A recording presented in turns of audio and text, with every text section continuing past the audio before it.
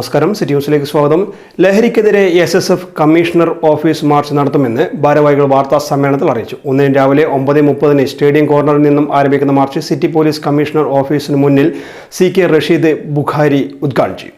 ലഹരി, cyber crime കുറ്റങ്ങളിൽ അധികാരികളെ നിങ്ങളാണ് പ്രതിയെന്ന പ്രമേയത്തിൽ SSF കണ്ണൂർ ജില്ലാ കമ്മിറ്റിയുടെ നേതൃത്വത്തിൽ ലഹരി വിരുദ്ധ ക്യാമ്പയിന്റെ ഭാഗമായി ഫെബ്രുവരി 1 കണ്ണൂർ സിറ്റി പോലീസ് കമ്മീഷണർ ഓഫീസിലേക്ക് മാർച്ച് നടത്തുമെന്ന് ഭാരവാഹികൾ വാർത്താ സമ്മേളനത്തിൽ അറിയിച്ചു. 1 രാവിലെ 9:30 സ്റ്റേഡിയം കോർണറിൽ നിന്നും ആരംഭിക്കുന്ന മാർച്ച് സിറ്റി പോലീസ് കമ്മീഷണർ ഓഫീസിന് മുൻപിൽ CK റഷീദ് ബുഖാരി ഉദ്ഘാടനം ചെയ്യും.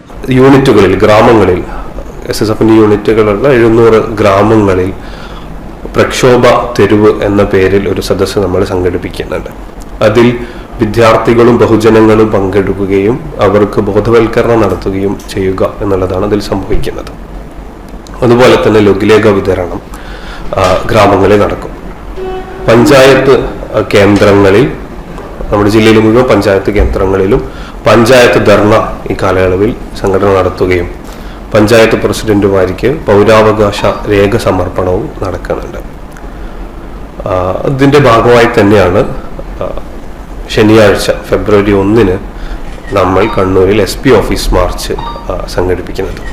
അതിൽ SBIസിൻ്റെ സംസ്ഥാന സെക്രട്ടറി CK റാഷിദ് ബുഖാരി, SSFന്റെ സംസ്ഥാന സെക്രട്ടറിമാരായ ഷുഹൈബ് PV, സൈഫുദ്ദീൻ എന്നിവർ പങ്കെടുത്ത് സംസാരിക്കും.